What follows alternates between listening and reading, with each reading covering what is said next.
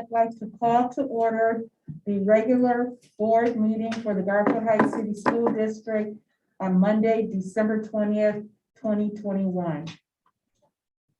I'd like to take a moment of silent reflection, and then we will follow up with the Pledge of Allegiance.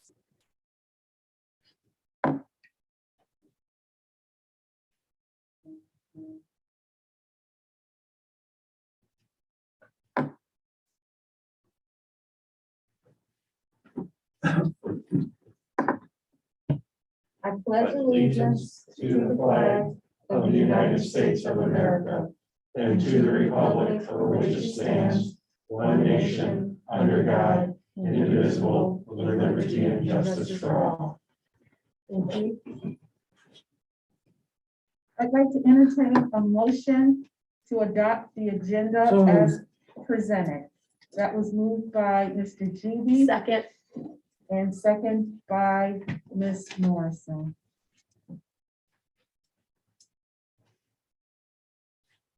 Roll call. Mr. Juby? Yes. Ms. Morrison? Yes. Ms. King? Yes. Motion carried. I'd like to entertain a motion to adopt the minutes from the November 15th So moved. and the November 20th board meetings. That's moved by Mr. Juby. Do I have a second? Second. And that's seconded by Ms. Morrison. Roll call. Mr. Juby? Yes. Ms. Morrison? Yes. Ms. King? Yes. And now for the board president's report. I deliver this report tonight on behalf of the Board of Education, our distinguished body for whom I have the privilege to serve, and in the absence of Ms. Daniels, who is under the weather. Thank you to the Garfield Heights community for allowing us to be your liaison with the administrative leadership of this district. Together, we are working hard to fulfill the mission of the Garfield Heights City Schools, which is, as the heart of the community, Garfield Heights City Schools fully prepare students to pursue their dreams and give back as engaged citizens and future leaders.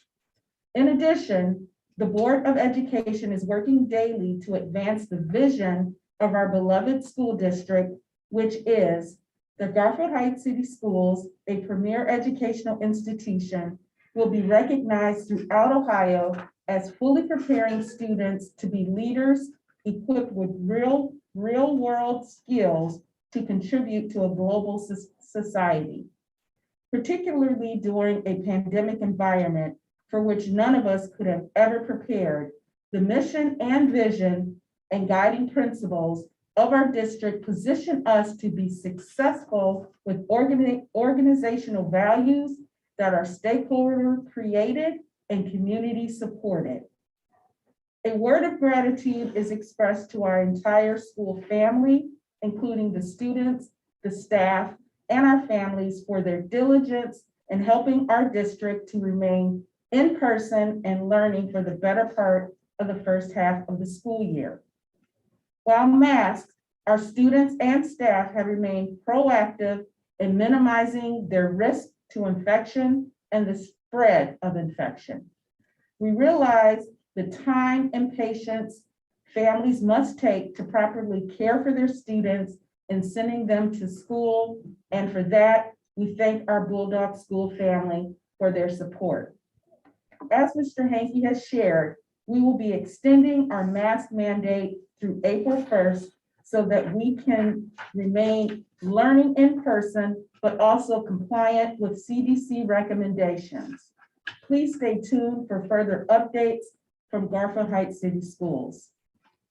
I thank Mr. Hankey for his leadership, along with the administrative team and building principals for appropriately managing the school district amidst a time of change and challenges.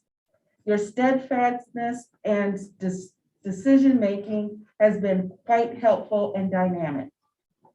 For those students and families in the winter performance season, we congratulate you on your efforts. Concerts and performances were still able to take place, and we're very proud of our student participants for their efforts. In addition to their schoolwork, these student performers find time to practice and devote themselves to worthy clubs and organizations. Our student athletes also serve as fine representatives of the Garfield Heights City Schools. Thank you to the students, staff advisors, and coaches, as well as our families for helping to create such a vibrant and successful winter concert season and contest season. I'd like to add that this past weekend, I had the pleasure of attending the 40th anniversary of the Cleveland Association of Black School Educators with Mr. Hankey. And a gentleman, a 17-year-old Maple Heights student, was our keynote speaker. And he was very inspiring. He has set up his own nonprofit. He also has a scholarship where he receives donations and he provides scholarships to other students. And the biggest thing that I took away from his presentation was to get hot and to be mad. He said to be hot, to be honest, open, and transparent, and to be mad, make a difference. So on behalf of the Board of Education, I want to ask all of our teachers, our staff, our administrative, and our board to continue to be mad and hot. Finally, I thank my colleagues on the Board of Education for their collaboration and leadership, particularly during the holiday season. I am reminded of the joy and hope that this is prompted by the goodwill of one another. This board aspires to be collaborative representatives of our wonderful community of Garfield Heights. May all of you have a joyful, safe, and happy holiday season with your family and friends. This concludes my report.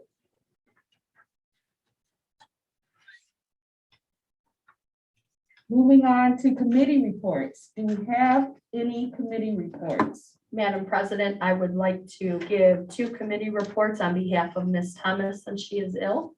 Yes, Ms. Morrison, you have the floor. The first one I'm going to give is the Cuyahoga Valley Career Center. At the December CVCC meeting, we received a presentation by the Electrical Systems Program. The program has been re-energized and has taken on a ton of amazing projects, even some that were broadcasted on the local news. The program is nearly at capacity and gives students a ton of different career avenue opportunities. Some students are able to earn college credits, some are able to earn apprenticeship credits, and others can get experience with work-based learning. The students are a part of national career tech organizations while in high school. We got a report of how well the recent alumni of the program are doing as well. The CVCC board was recognized for Board Appreciation Month and got a letter from a student in the district. We received an enrollment list of all students attending CVCC, which was a pleasant surprise for Ms. Thomas, as many of the students who attended CVCC also took her math or health course at the middle school. She wishes these students continued success. We also went over our 5-year forecast and said goodbye to our rotating board member. Student Connection highlighted Ariana Vondre, who is in the cosmetology program. She is a junior cheerleader who also takes college classes at Tri-C and is an honor student.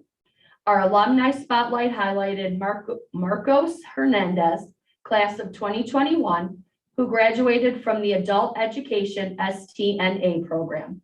He holds an associate's and bachelor's degree and is currently an STNA at Rocky River Garden.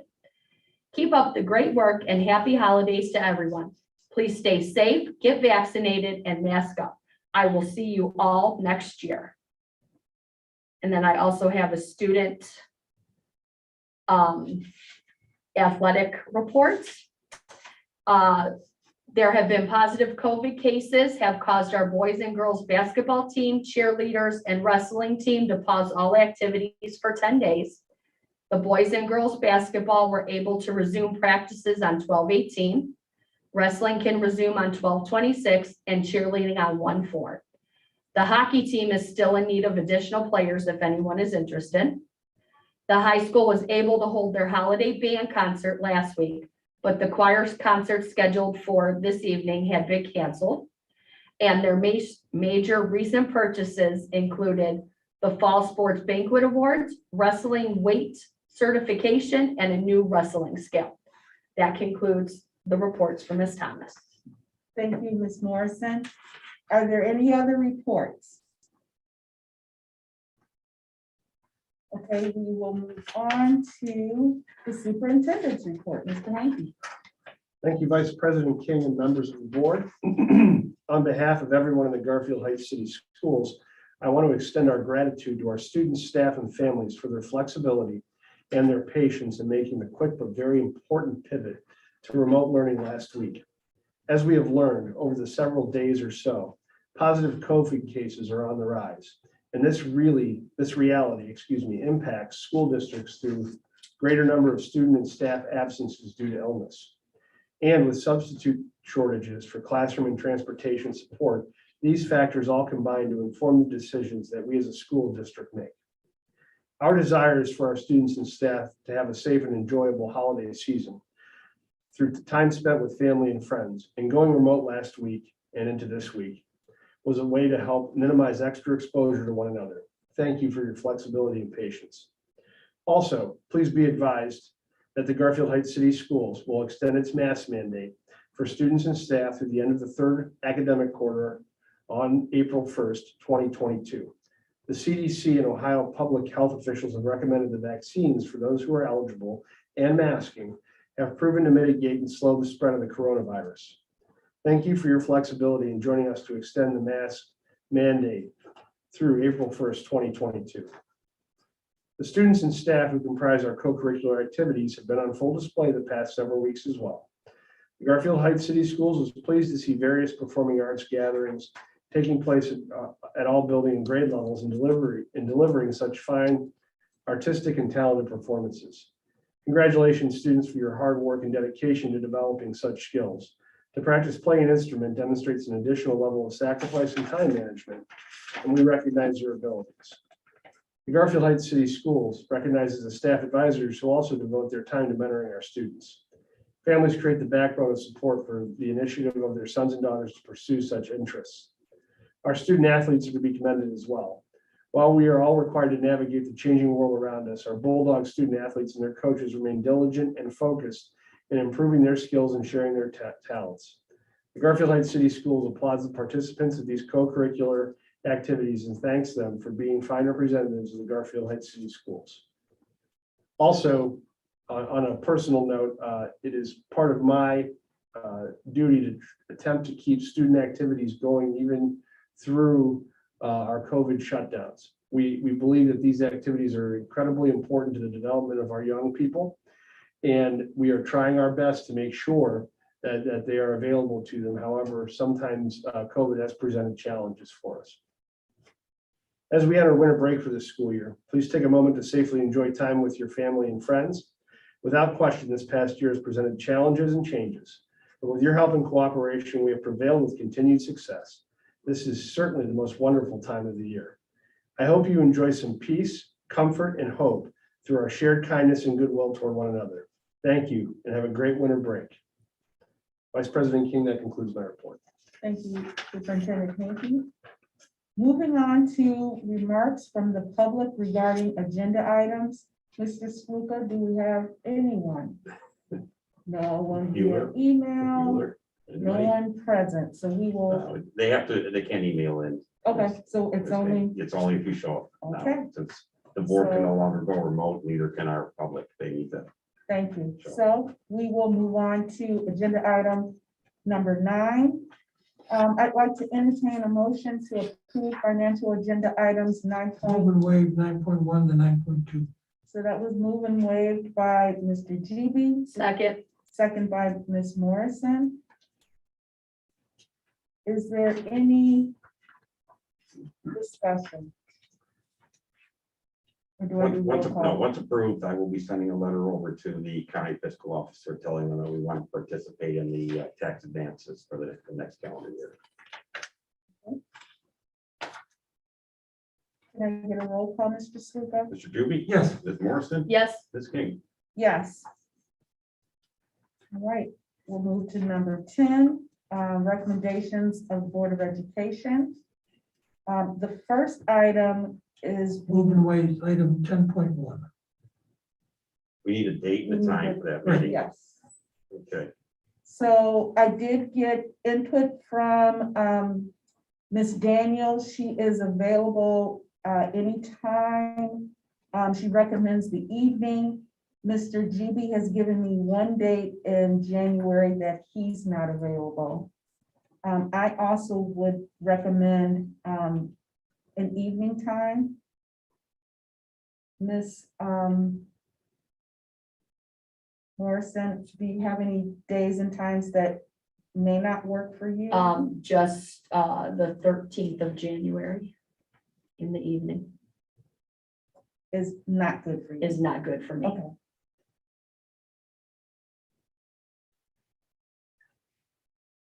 So as we look at our calendars, we have to do it within the first 15 days. Am I correct? You are Mr. correct, Stupa? Ms. King. Okay, so if we look at January 6th, which is the first, oh no, it's not, I'm in December. January 6th is a Thursday. Yes, I was going back to December 6th, which is the start of my vacation. So if we look at the first Monday in December, or I'm sorry, January, that is the 10th. It'd be the first Monday is the 3rd. Third. The 10th is a good day. Yes, and I was trying to stay away from the 3rd because it was right after the holiday. And we're not in session in the third one. Correct. Yeah, Perfect. okay. Will,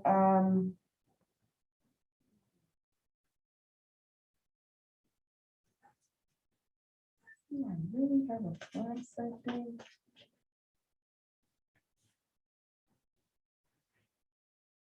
It looks like I have a class on that day. Would, Tuesday of that week work? Tuesday in the evening? The 11th, Yes. I'm not, I can't. be- Oh, I'm sorry. That is the day you said you're not available.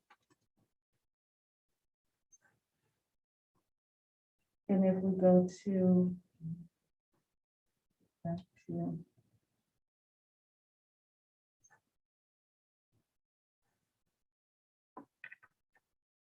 I completely lost internet.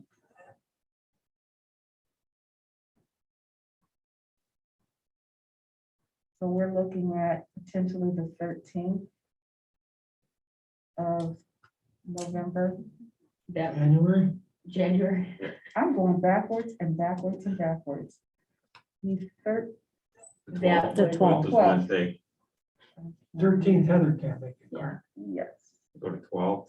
You could go I mean, you could do it the 5th or the 6th of the week before, if that's let's look available. at the 5th or 6th because I'm running into conflicts with school. So if we look at the 5th in the evening, 6 o'clock, would that work for everyone? Works for me. Works for me.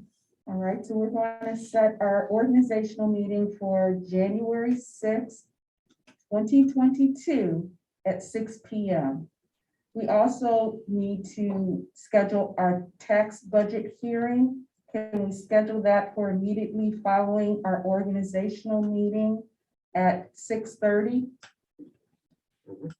Yeah. So our tax budget hearing date will be January 6th, 2022 at 6:30 p.m. Can Just, can we make it at 6:15? The organizational meeting goes pretty quick. I'd Yes. rather, if we get done earlier, we can always run that one later. It just, Okay, so can I get a motion to approve the organizational meeting date of January 6th at 6 p.m. and the tax budget hearing on January 6th at 6:15? So And- moved. the 5th or the 6th, we're talking about, sorry. Fifth. 5th, Right? Like the fifth? Okay, 5th. so I'm gonna go back. I'd like to entertain a motion to approve the organizational meeting on January 5th, 2022 at 6 p.m. and the tax budget hearing on January 5th at 6:15 and appointing the president pro tem of Michelle Daniels, who will run the meeting until the president is elected. So moved. Second, Thank you. That was moved by Mr. Juby and seconded by Ms. Morrison. Can I get a roll call, please? Mr. Juby, Yes. Ms. Morrison, yes, Ms. King. Yes. Nice. Moving on to number 11, superintendent recommendations. Madam Vice President, move Yes. and waive items 11 to 17.2. So that's move and waive 11 through 17.2. Is there a second? second, So that was moved by Mr. Juby and seconded by Ms. Morrison. Can I get a roll call? Can I really quick comment on 17.2? I think that's very important here.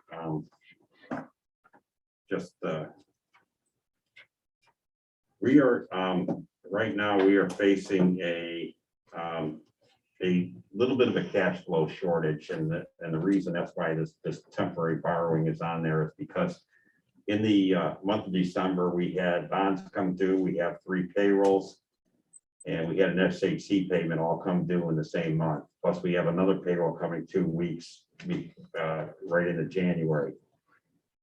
The state, and I don't want to blame the state, but I will, is that we are, for all of our grant money, we're actually spending our grant money, but the state, we have to spend it first, the state reimburses us second. Well, we've been spending our ESSER money because as a requirement, we need to spend it or we lose it, and I get all that, but the state has suspended their reimbursements of ESSER money due to the fact that they only appropriated so much, and once that appropriation ran out, they have not reappropriated yet. So we're actually waiting for the state to reimburse us our ESSER money of over $700,000. We also have PCRs in for the rest of our grants totaling over $400,000 right there. And then the next tax advance will be January 15th. All that being said is that what we wanted to do, and trying to be a little bit proactive, I don't ever want to miss a payroll, trying to be proactive. While I think that we're going to be okay, what this $2 million borrowing does is ensuring that we're okay to get us over a short-term gap. It's anticipation of property taxes, which we'll receive in January. It's in the resolution, the interest rate will not exceed 2%, and the payback will be in March when we get our tax advance. One more thing about the state reimbursement is that when the legislature passed the Fair School Funding Act, is that they were going to change the way they were going to fund schools. So we were going to get a little bit more money from the state, and they were going to put that into a new formula. Well, the state's accounting system has not allowed them to catch up with the new school funding formula. So we're really only getting reimbursed right now from the previous year's formula, less what they took out. So that's not going to be put in place till January, and then they're going to do a catch up. So they're falling behind in all of our reimbursements. Since we're highly reliant on state revenues here, that by delaying all that stuff came to a head here in December. Moving forward, I'm hoping that the state, in their infinite wisdom, I mean, they have the money from ESSER. They just did not allocate it to us yet. So moving forward, we're gonna have to be cognizant of spending the ESSER money in project areas, I know we have payrolls generated in, but we have to be cognizant of making sure that we get our requests in early and making sure the state's gonna be able to not run out of their appropriation before our requests are in. So we'll be cognizant of that moving forward, especially when we come to projects next summer and using ESSER money. I mean, it's worth $7 million and we gotta spend it first, then they give it to us second. That's kind of a hit for school districts or any entity to take upfront and they get reimbursed and then they delay that. So that's down the road. But for right now, this is kind of like a little bit of a, support to have this extra money, and we're gonna pay it back right away when we get our tax advance. But right now, it's just a little bit of relief knowing that we're gonna be able to meet our obligations, at least in the short term, if the state delays any longer our reimbursement of our federal grants. And that's what this borrowing is doing. That's putting my mind at ease for the holidays.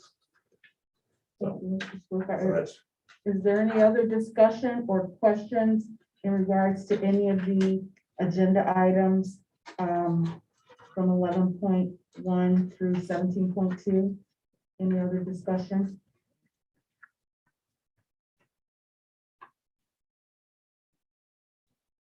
All right, with that, I have a motion on the table by Mr. Juby and a second by Ms. Morrison. Can I get a roll call? Mr. Juby, Yes. Ms. Morrison, Yes. Ms. King. Yes. All right, so this brings us to the end of our meeting. We don't have any comments by citizens. Nobody signed up. Ms. No King. one signed up for our comments, so we are going to move on to closing the meeting. I want to remind everyone that our organizational meeting will take place on January 5th, 2022 at 6 p.m. here at the board office. I'd like to entertain a motion to adjourn the meeting. So moved. It's moved Second. by Mr. Juby and seconded by Ms. Morrison. So we are adjourning our meeting at 7:56. 6:56.